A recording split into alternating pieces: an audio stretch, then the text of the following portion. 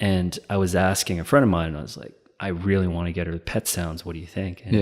And she was like, I think you should like work your way up to Pet Sounds. Like start off with, just like Surfing USA, kind of like early Beach Boys stuff. But I was like, I don't really care about that type of Beach Boys. Like I want her to delve right into Pet Sounds. I think you should. I mean, when I was learning how to swim, my grandpa, he's an old Italian man, and he just threw me in the pool.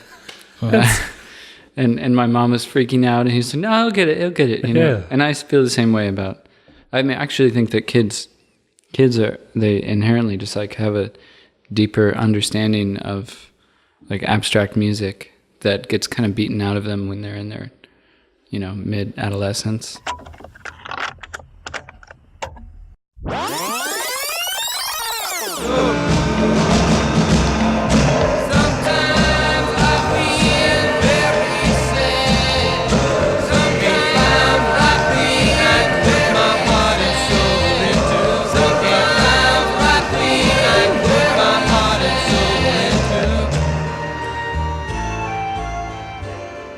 Welcome to This Broken Mixtape, the podcast that rewinds and presses play on the soundtrack to your life. I'm Jeff Wu. And I'm Justin Lee. Sam Owens is a New York-based singer-songwriter, musician, and producer who records under the moniker Sam Evian. His sophomore album, You Forever, was just released in June. Recorded in a small house in the woods in Woodstock, New York, the album was inspired by a life-altering road trip across America. We sat down with Sam Evian to talk about how finding various multi-track recordings of classic Motown albums helped change his approach to production, how his jazz musician parents influenced his early music taste, and his dream of writing and recording a song with Ringo Starr. This week, our special guest is Sam Evian. Welcome to the show, Sam. Hello. So I have to ask this question, and it's a stupid question. But, I'm sure it's one that you get quite often. Yeah. Your last name is Owens. So why Evian? Well, there's this guy called Sam Owens that's not me. So I just had to invent a pseudonym. He also happens to be a musician. And he kind of has the web bases covered. So I just went for, I took it as an excuse to have a little fun. Okay. Yeah. It wasn't just because you're a fan of the bottled water or anything. Well, I definitely am a fan. Yeah. Yeah. I'm just waiting for them to call me. Yeah. Outside of your singer-songwriter career, I know that you work as an engineer-producer out of a Brooklyn studio called Figure 8. Yes. I imagine that's a nod to the Elliott Smith album? No. Oh, it isn't? Okay. No. It's, I love that record, and I love all of Elliott's records, but the owner... His name is Shahzad Ismaili, and he's also an amazing musician and producer. He's kind of really into numerology, and I think the address is 188 Underhill Avenue in Brooklyn. Mm-hmm. And I think he just kind of he rolled with the 8 thing. There's something about the number 8 that is working in his life. Mm-hmm. But you are a fan of Elliott Smith? Yeah, I love Elliott Smith. Yeah. Kind of came up listening to those records. Yeah. I'm curious, what are some of your influences? I mean, my first tape was Pet Sounds by the Beach Boys. Nice. And then I quickly moved into the Beatles. And then I kind of had this long portion of my life between like 12 and 22 where I just exclusively listened to jazz, basically, because I studied jazz and I was really intensely involved in that study, so that made for a really weird reckoning in the early part of my 20s with pop music from basically the huge knowledge gaps that I'm still trying to fill, which is really fun. But throughout that, I still always came back to the Beatles and music from the 70s and 60s. But even Pet Sounds is it's a lot to digest when how old were you when you first heard that album? Well, I had that when I was in kindergarten. My parents gave me a little Walkman with the tape in it. Yeah. It was Pet Sounds, and then there was also Beach Boys' Christmas record. Those saw a lot of playtime in my ears. It's interesting because it was my niece's 8th birthday, and I got her first turntable. And, cool. up until now, she's only been listening to music through like, digitally. And I was asking a friend of mine, I was like, I really want to get her to Pet Sounds. What do you think? And she was like, I think you should like work your way up to Pet Sounds. Like start off with, just like Surfing USA, kind of like early Beach Boys stuff. But I was like, I don't really care about that type of Beach Boys. Like I want her to delve right into Pet Sounds. I think you should. I mean, when I was learning how to swim, my grandpa, he's an old Italian man, and he just threw me in the pool. And my mom was freaking out, and he's like, no, he'll get it, Yeah. And I feel the same way I actually think that kids they inherently just like have a deeper understanding of like abstract music that gets kind of beaten out of them when they're in their, mid-adolescence. Yeah. Like through whatever society like imposes on what they feel or how they feel they need to define what they're listening to. Mm-hmm. But before that, they're like an open book. So yeah, I completely agree. I think we really sort of condescend towards kids, and we're like, oh, they're not going to get this. So we give them, the wheels on the bus, and that's fine. That's whatever. But I really feel like any kid can handle, as long as it's not, like Aphex Twin or something, like something that's too. You don't want them tweaking out. Yeah. But there are only 12 notes, and at least in the Western system. Right. There are only 12 notes that we're working with here. So maybe show them, just see what they make of that. Yeah, absolutely. So Beach Boys, Beatles, and then jazz. What other kinds of music albums were your parents playing around the house? Well, my parents are jazz musicians. Oh, wow. So okay. I was doomed from the beginning. So my dad was into like 70s fusion, ECM, Pat Metheny, and the poppiest I think he got was Steely Dan, of course. So I have a great love for Steely Dan, which has held up over the years.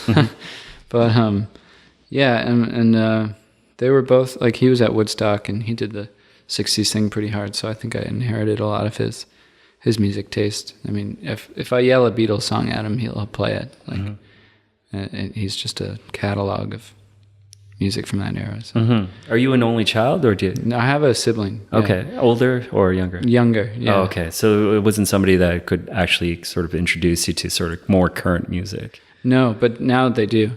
Oh, really? Okay. Yeah. Zanny, my sibling, is just turning 24. They also have a musical project called Potted Plant. Okay. And Zanny moved to New York after I did, but they're kind of involved in like the rising scene that I was, because I'm 29. So I don't know. It's like there are waves, and it's fun to have a little finger on the pulse. So then because you were listening to sort of like such sophisticated music at home, how did you eventually kind of just sort of, or did you at all sort of look to your peers and did they introduce like kids at school? Did they get you into sort of current music and? I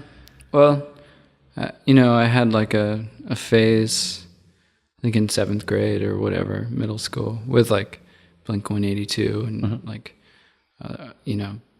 music like that. But I think ultimately like my parents introduced, and this is fine and I'm not mad about it, but like a great pretension in my taste, like that it took me a while to beat off, like just get it out of there. Sure. Because they would be very patient when I'd come home with like a Cake record or a Blink-182 record that I stole from Walmart or something. But they were very open, but ultimately I think I fell into what they were living, the music that was such a part of our family.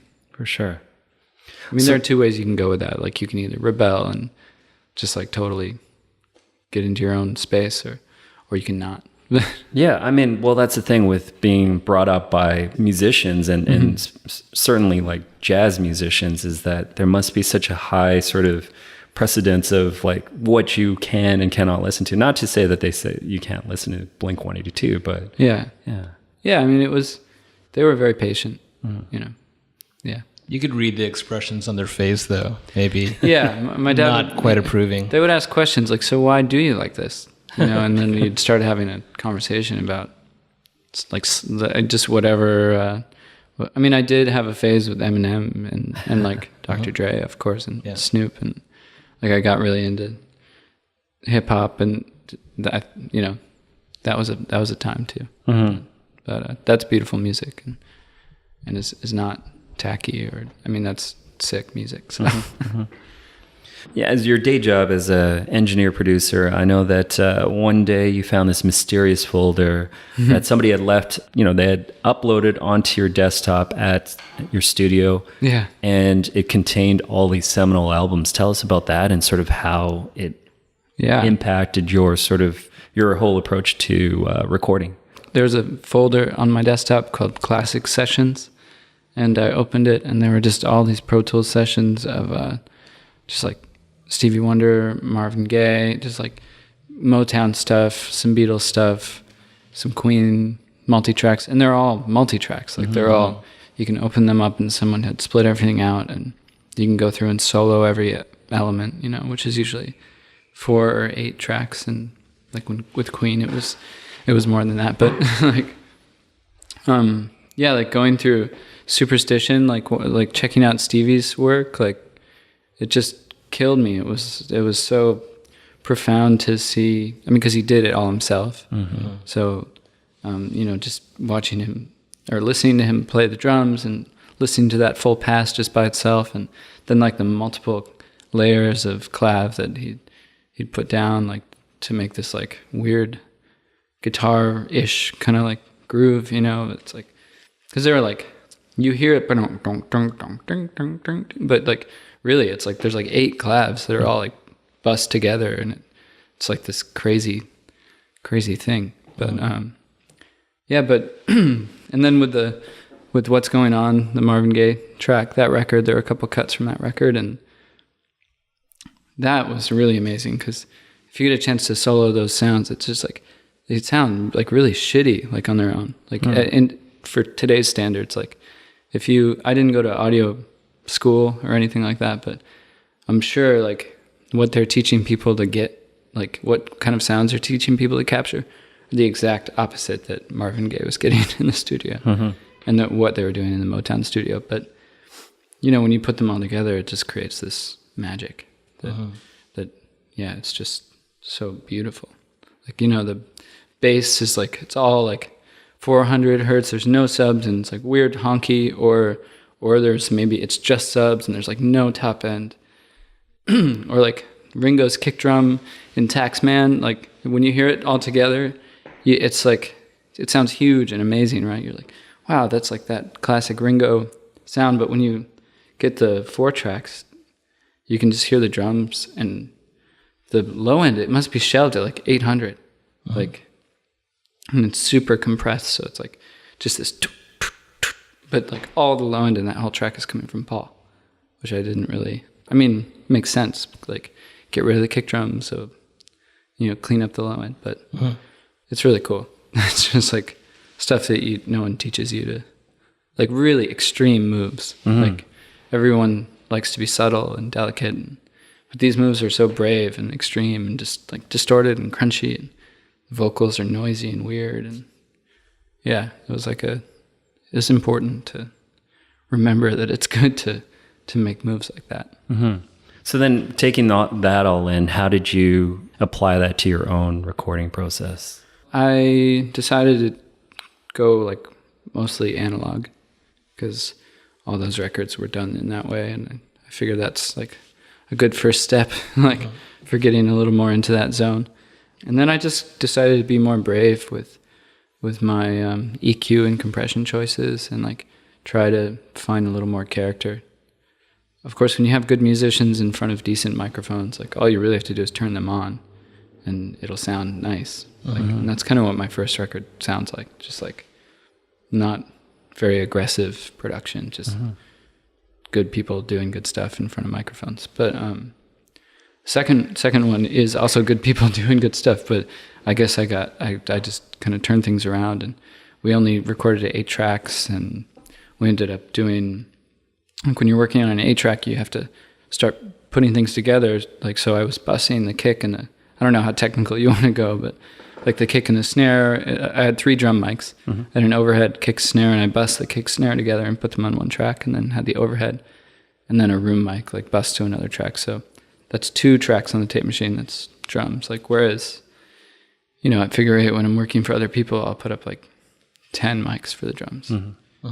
Which is fun to have options, but I think working on tape really makes you commit to something, and then you can't, no take backs, It's like, well, I'm just going to, and then you try even harder in the moment to get it where you want it, because like, when you're working in digital and you have all these options, like you're not going to obsess over something because the clock is ticking and you just want to get the option set up and then roll. But just deal with it in post. Yeah, right? That's like the classic thing these days. But I think it's really inspiring to get it dialed, like make it sound like a record, like before you even cut the song. And then when you cut it and you reel it back and play it, it's like, oh, there it is. I don't have to do any more work. Like, I don't have to sit there for 12 hours and like EQ something because I didn't take the time to make it right in the first place. I think that's what, I mean, if you want to talk about like that analog process, and like Jeff Emmerich, who just died, the Beatles engineer, like, I don't know, he was like the young guy in the studio in Abbey Road, and he must have been like 21 or something, or maybe younger, I don't know, when they were doing, I guess, I don't know, was he on like Magical Mystery Tour and all that, the White Album, all that stuff? Maybe before then too. I don't remember. But yeah, like he was making really bold moves and getting in trouble for it, like putting the U-47s like too close to the kick drum, and the technical people would write nasty letters to him, and it's interesting. One thing I found surprising is that you didn't, for this new record, You Forever, you didn't play the songs for your band until right before you went into the studio. Yeah. And so how did that come to be? Like, was it really difficult for them to sort of learn, the songs in studio, or was it? No, it was pretty, that's music. Music is an oral tradition, at least pop and rock and jazz traditionally. That's, you learn things by ear unless you're, Quincy Jones and you're writing out scores and stuff like that. But for the most part, I think it's a natural thing for musicians to just pick up a form and work it out together in a room. And I'd made demos like on my own on a 4-track, and so I would play them in the demo, like, and then I'd rewind it and play it again, and then be like, okay, you guys, you got the form, and like, okay, cool. So and then we would kind of roll off of what we heard and make up new parts and stuff like that. So I think it adds like a spontaneity that is really, can be really inspiring. Just to roll with a first thought, best thought approach. Yeah, I would also do it the other way too. Having done that, I could see like notating everything and having a good time doing that too. But yeah, there's definitely merits to both. Yeah, totally. I wouldn't write myself out of either zone. As long as I do something different, every time, I think it'll still be fun. And you guys recorded the album in the woods in Woodstock, New York. Yeah. How was that environment? How did that sort of shape the making of the record? It was beautiful and inspiring. It was hot. There was no air conditioning, which is normal, but I guess it was July, so it was like 95 or something. It was a really humid week. So we were all just really sweating it out, like in this small house with no one around, it was super isolated. So yeah, it was like very focused. Like the energy was focused, and it was just like, yeah, it's like when you're recording in the city, there's so much noise, just, in your head, and, stuff about getting home so you can, I don't know, meet your friends for a drink or whatever, go to your other job. But like when you can wrangle people and take them out of town, I think it's really just like brings them to a new kind of magical place. So with no distractions, what would you guys do, like sort of in your off time? Cook food. Okay. I really love cooking, and it's my second hobby to music, I think so. And what's your specialty? I've been leaning into my Italian heritage lately, and so I've been just trying to, master the simple art of cooking pasta for, like, in a beautiful way, like with whatever ingredients are fresh and delicious. Nice. I went to Italy to work on a record, and it just was so fun, and I got to hang out with some Italians, and they started teaching me their recipes, and it was so cool. So I took that back with me. That's awesome. Yeah, it was fun. But so yeah, we would cook and go on walks. Yeah, and that's about it. 12 hours of recording, everybody was pretty wiped out. Yeah, and then we would drink. This new record, I know that you said in previous interviews there's a ton of romance on the record.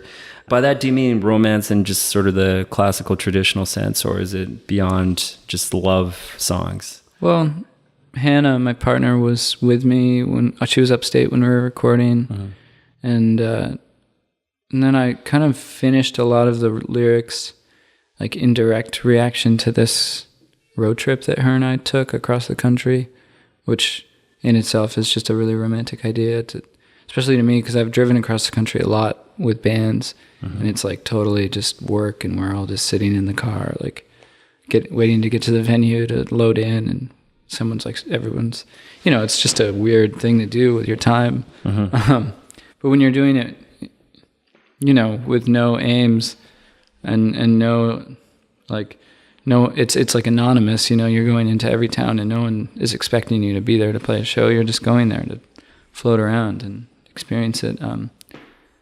That is romantic, and I think doing that with Hannah was really special, and a lot of the songs I wrote kind of came out of that experience. The title track is about that road trip, as I understand. You Forever? Yes. Yeah, kind of, yeah. Yeah, just... Tell us about that, because that sounded pretty insane. Just... Oh, Health Machine, yeah. Oh, Health Machine, right, yeah. Health Machine is actually... it's about the former situation, which is that you're in a van with your band, and you're just like wishing that there was a machine that could cure you of your ailments. Science fiction vibes, but not really. I mean, it's real. I mean, right now my immune system is just shot, and I'm so wiped out. We've been on the road for like 18 days, which isn't even that long compared to many, but I'm just like, wow. Sleep and good food and vitamins, and you just start to, life gets really strange when it's really animalistic to be in a van for that long and not sleeping and playing shows and stuff. It's kind of funny though, because the band keeps getting better as it goes along. Sure. But yeah, Health Machine is, when I'm singing it every night, it gets even more real and so much more visceral. I look over to the lyrics, like I look over to my best friend, they have weakness, they're pale and tired, and I'm like, well, I'm talking about myself, and I'm also talking about my bandmates. And yeah, but it's not all bad. It's not all that bad. I'm just complaining. I think I am thinking of this, the title track, "You Forever." So that's the one about the road trip in rural Nevada. Yeah. I guess, there wasn't a song that was like so literally about like the road trip, but just the feelings that I had when I was taking the road trip, and the feelings that I have in contrast with living in New York City for the last 8 years and kind of like dealing with that space. I think they all kind of like came out of that. You Forever is like, it's kind of like me back in New York, like walking and looking at like garbage on the street and just like continuing the path that I'm on there, which is just very strange and surreal, but true, It's like, so you mentioned Hannah Cohen, and she's also a singer-songwriter. Are you guys currently writing songs together, performing? I know she plays, like she does background vocals on the album and on tour, but do you guys have any plans to, for instance, put an album and write songs together? Yeah, actually, we just finished her newest record, nice, which will be released on Bella Union, and it's really good. I'm really proud of it. So I produced it. It's all Hannah's songs, but I helped her kind of get a band together and arrange the tunes. And she has a really cool sense for writing harmony. And she didn't like go to music school, which I think is amazing. And I'm always like annoyed at myself for the choices I make because of harmony class and all that stuff. And she'll just do something off the cuff and it like blows me away. So it's always really beautiful. But because you've had that training, do you feel like you sometimes overthink things?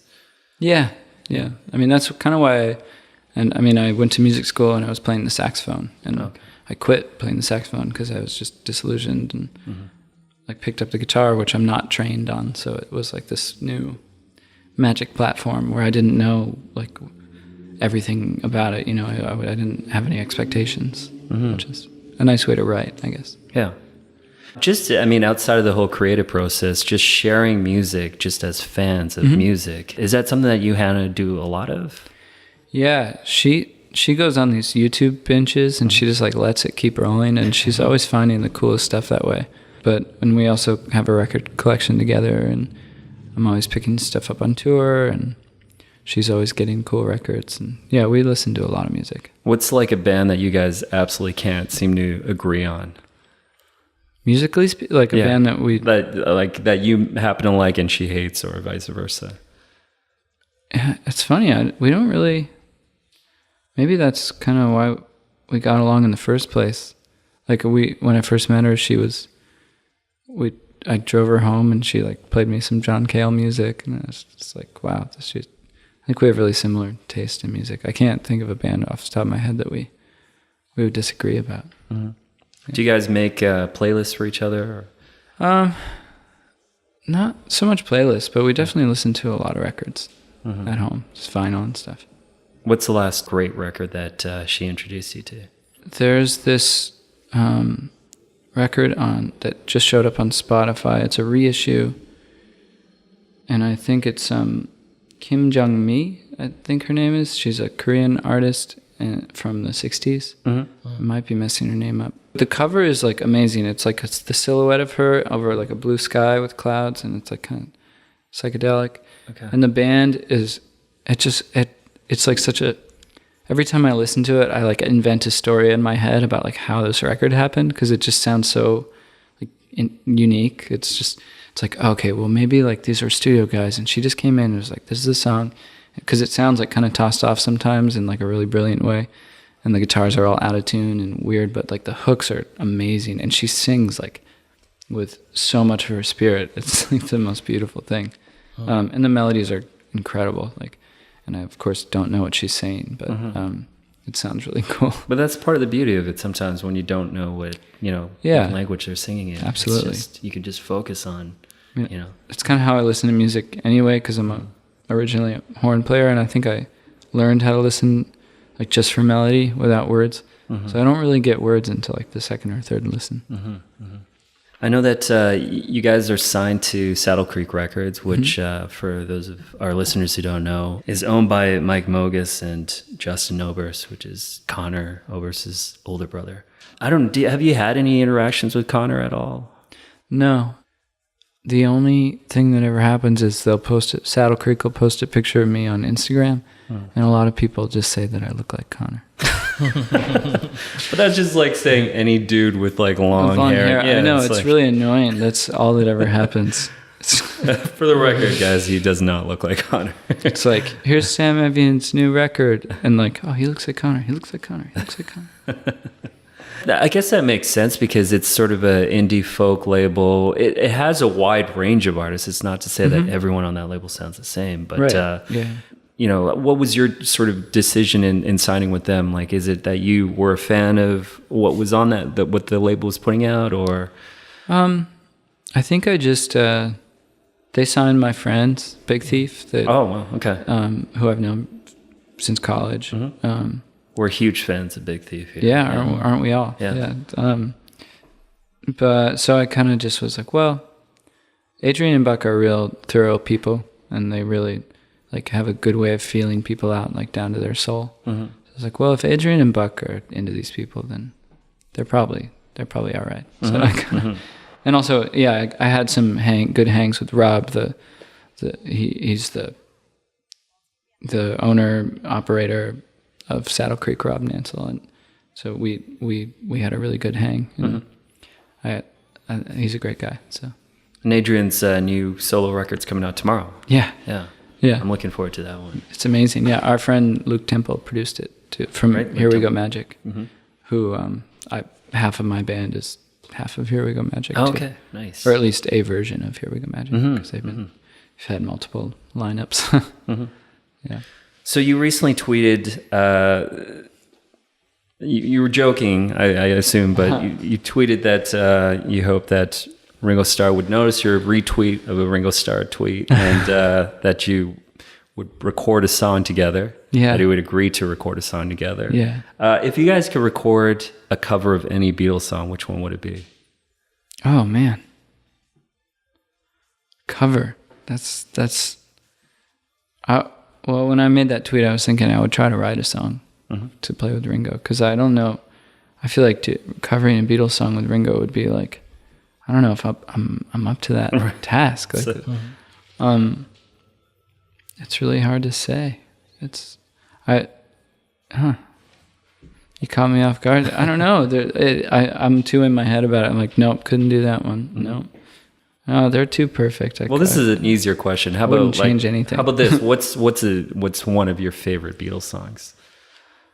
Oh man. Well, the B-side to Abbey Road, just in general, you know that, like, it's like a triptych of like me and Mr. Mustard and Polyurethane Pam, and she came in through the bathroom window. That just, it makes me feel like a kid every time I hear it, and just the transitions and the sounds are so perfect and beautiful and so fun. So, yeah, I love that. Long, Long, Long, that George tune on the White Album, like, makes me cry every time. But I grew up on Help, so, Help was the first Beatles record I bought, so, and I felt, it was like, when you first buy a record, you feel a lot of ownership over it. You go through everything, and the liner notes and everything, so I adore that record too. So that's almost time for us, but in keeping with the whole Beatles theme, this is a question that any Beatles fan gets asked, but who is your favorite Beatle and why? I'm a George guy. Me too. Yeah. I don't think you really have to, if you know about George, he's the best one. I mean, I love John's songwriting, and I love his solo career. But I think spiritually I really can resonate with George. Yeah. Awesome. Thanks for being on the show. Sam is playing tonight at the Rivoli. You guys just got started on the tour, right? You're kind of halfway through, maybe? Actually, this is the end, but then we're going to Europe, and the UK and Europe after we get home in a couple days. Awesome. Yeah. Thank you so much for being on the show. Thanks for having me. Thanks.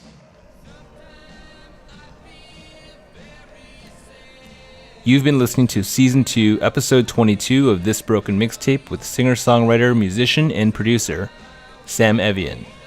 If you haven't already, visit thisbrokenmixtape.com to check out this episode's Spotify playlist.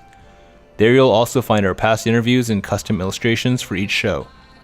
If you enjoyed this episode, please take the time to subscribe, rate, and share our podcast however you're tuning into us today. Also, if you have any comments, feedback, or ideas for guests, feel free to drop us a line through our website, Instagram, or Twitter. You can find all our episodes on iTunes, Stitcher, Google Play, the Buns Podcast Network, YouTube, and now Spotify. Join us back next week with our interview with Existing Musical Beings, Turquoise Jeep. As always, thank you for listening. We really appreciate it. Cheers.